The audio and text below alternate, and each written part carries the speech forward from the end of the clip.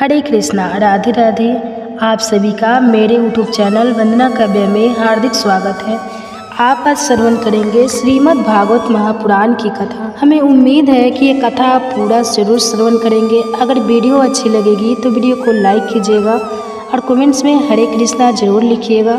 और चैनल पर नए हैं तो चैनल को सब्सक्राइब भी जरूर कर लीजिएगा। पांडव के राजसूय में उनके महान ऐश्वर्य को देखकर दुर्योधन के मन में बड़ी भारी जलन पैदा हो गई और उन्होंने शकुनी आदि की समिति से जुआ खेलने के लिए युधिष्ठिर को बुलाया और छल से उनको हराकर उनका सर्वस्व हर लिया। अंत में यह निश्चय हुआ कि युधिष्ठिर आदि पांचों भाई द्रौपदी सहित 12 वर्ष वन में रहे और 1 साल छिप कर रहे।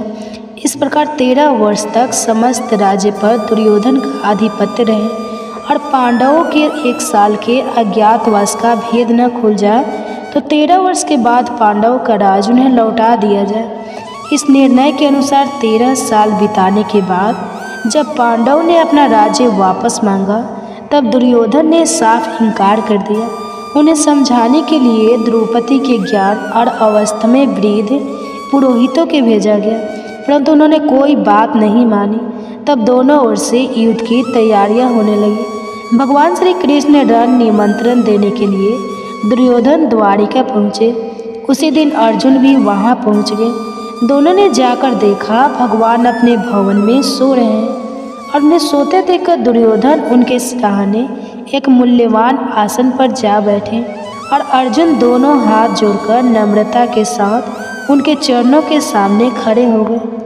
जागते ही श्री कृष्ण ने अपने सामने अर्जुन को देखा और फिर पीछे की ओर मुड़कर देखने पर सिराहाने की ओर बैठे हुए दुर्योधन देख पड़े। भगवान श्री कृष्ण ने दोनों का स्वागत सत्कार किया और उनके आने का कारण पूछा। तब दुर्योधन ने कहा, मुझसे और अर्जुन में से आपका एक सा ही प्रेम है और हम दोनों ही आपके संबंधी हैं, परंतु आपके पास पहले मैं आया हूँ। सज्जनों का नियम है कि वे पहले आने वाले की सहायता किया करते हैं और सारे भूमंडल में आज आप ही सब सज्जनों में श्रेष्ठ और सम्मानीय हैं, इसलिए आपको मेरी ही सहायता करनी चाहिए। भगवान ने कहा, निसंदेह आप पहले आए हैं, परंतु पहले अर्जुन को ही देखा है। मैंने पहले अर्जुन को ही देखा है, इसलिए मैं दोनों की सहायता करूँगा। परंतु शास्त्र अनुसार बालकों की इच्छा पहले पूरी की जाती है, इसलिए पहले अर्जुन की इच्छा ही पूरी करनी चाहिए। मैं 2 प्रकार से सहायता करूंगा। एक ओर मेरी अत्यंत बलशालिनी नारायणी सेना रहेगी और दूसरी ओर मैं युद्ध ना करने प्रण करके अकेला रहूँगा। मैं शास्त्र का प्रयोग नहीं करूँगा। अर्जुन, धर्म अनुसार पहले तुम्हारी इच्छा पूर्ण होनी चाहिए, अतः दोनों में से जिसे पसंद करो मांग लो। इस बार अर्जुन शत्रु नाशक नारायण भगवान श्री कृष्ण को मांग लिया। तब दुर्योधन उनकी नारायणी सेना मांग ली और उसे लेकर वे बड़ी प्रसन्नता के साथ हस्तिनापुर को लौट गए। इसके बाद भगवान ने अर्जुन से पूछा, अर्जुन, जब मैं युद्ध ही नहीं करूँगा तब तुमने क्या समझकर नारायणी सेना को छोड़ दिया और मुझको स्वीकार किया? अर्जुन ने कहा, भगवान, आप अकेले ही सबका नाश करने में समर्थ हैं, तब मैं सेना लेकर क्या करता?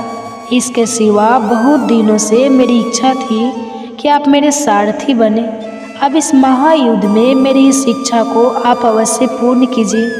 भक्तवत्सल भगवान ने अर्जुन की इच्छा अनुसार उनके रथ के घोड़े हाँकने का काम स्वीकार किया। इसी प्रसंग के अनुसार भगवान श्री कृष्ण अर्जुन के सारथी बने और युद्ध आरंभ करके समय कुरुक्षेत्र में उनके गीता का दिव्य उपदेश सुनाया।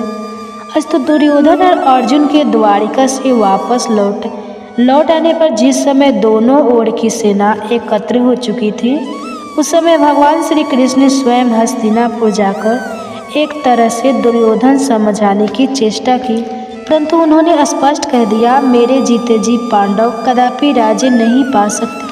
यहाँ तक कि सुई की नोक भर भी जमीन स्पष्ट कर दिया, मैं पांडव को नहीं दूंगा। महादेव तब अपना न्यायोचित सत्वत प्राप्त करने के लिए माता कुंती किया गया और भगवान श्री कृष्ण प्रेरणा से पांडव के धर्म समझकर युद्ध के लिए निश्चय कर लिया। माता कुंती की आज्ञा और भगवान श्री कृष्ण के प्रेरणा से जब दोनों ओर से युद्ध की पूरी तैयारियां हो गई, तब भगवान वेद व्यास जी ने धृतराष्ट्र के समीप आकर उनसे कहा, यदि तुम घोर संग्राम देखना चाहो तो मैं तुम्हें दिव्य नेत्र प्रदान कर सकता हूँ। इस पर धृतराष्ट्र ने कहा, ब्रह्मश्रेष्ठ, मैं कुल के इस हत्याकांडों को अपनी आंखों से देखना तो नहीं चाहता, परंतु युद्ध का सारा वृत्तांत भली भांति सुनना चाहता हूँ। तब महर्षि वेद व्यास जी ने संजय को दिव्य दृष्टि प्रदान करके धृतराष्ट्र से कहा, ये संजय तुम्हें युद्ध का सब वृत्तांत सुनाएंगे। युद्ध की समस्त घटना विलय को ये प्रत्यक्ष देख, सुन और जान सकेंगे। सामने या पीछे से, दिन में या रात में, गुप्त या प्रकट, क्रिया रूप में, परिणत या केवल मन में आई हुई, ऐसी कोई बात न होगी जो इनसे तनिक भी छिपी रह सकेगी। ये सब बातों को ज्यों की त्यों जान लेंगे। इनके शरीर से न तो कोई शस्त्र छू जाएगा और न इन्हें जरा से भी थकावट ही होगी। यह होनी है, अवश्य होगी। इस सर्वनाश को कोई भी रोक नहीं सकेगा। अंत में धर्म की जय होगी। महर्षि वेद व्यास जी चले जाने के बाद जब धृतराष्ट्र के पूछने पर संजय उनके पृथ्वी के विभिन्न द्वीपों का वृत्तांत सुनाते रहे। हंसी में उन्होंने भारतवर्ष का भी वर्णन किया।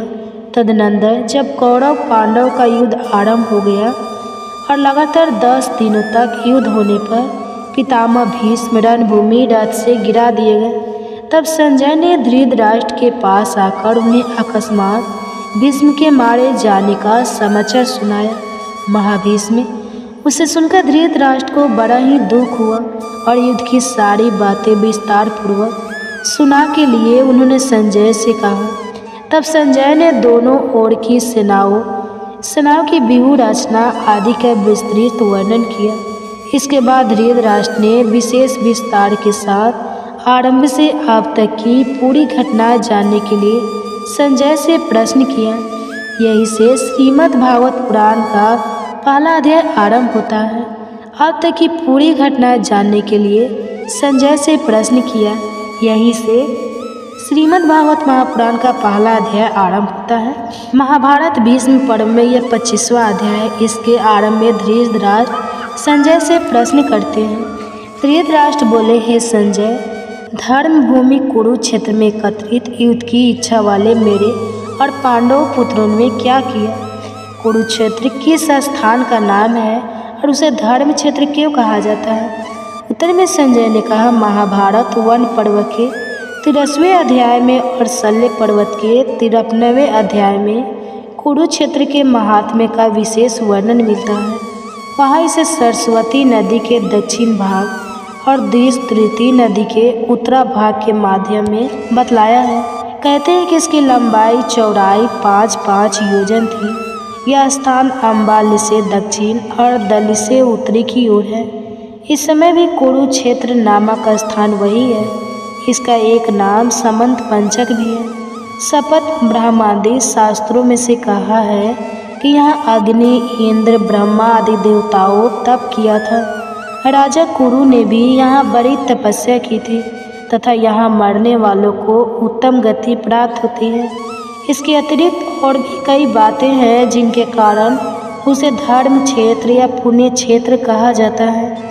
धृतराष्ट्र नाम का पद का प्रयोग किनके लिए किया गया है और पांडव का किनके लिए और उनके साथ समयता और विशेषण लगाकर जो है उसका क्या तात्पर्य है? पद का प्रयोग धृतराष्ट्र ने निज पक्ष के समस्त योद्धों सहित अपने दुर्योधन आदि 101 पुत्रों के लिए किया गया है और पद का युधिष्ठिर पक्ष के सब योद्धों सहित युधिष्ठिर आदि 5 भाइयों को लिए और विशेषक देकर और कहकर धृतराष्ट्र गत 10 दिनों के भीषण युद्ध का पूरा विवरण जानना चाहा है कि युद्ध के लिए एकत्रित इन सब लोगों ने युद्ध का प्रारंभ कैसे किया, कौन किससे कैसे भिड़े और किसके द्वारा कौन किस प्रकार और कब मारे गए। भीष्म पितामह के गिरने तक भीष्म युद्ध का समाचार धृतराष्ट्र सुन ही चुके हैं, इसलिए उनके प्रश्न का यह तात्पर्य नहीं हो सकता कि उनके अभी युद्ध का ही कुछ भी खबर नहीं है। वे यह जानना चाहते हैं कि क्या धर्म क्षेत्र के प्रभाव से मेरे पुत्रों बुद्धि सुधर गई और उन्होंने पांडवों का सत्वत देकर युद्ध नहीं किया? अथवा क्या धर्मराज युधिष्ठिर ही धर्म क्षेत्र के प्रभाव से प्रभावित होकर युद्ध से निर्मित हो गए, या अब तक दोनों सेनाएं खड़ी ही हैं? युद्ध हुआ या नहीं, और यदि हुआ तो इसका क्या परिणाम हुआ, इत्यादि। आज बस इतना ही। इसके बाद का अध्याय हम कल सुनेंगे। हरे कृष्णा।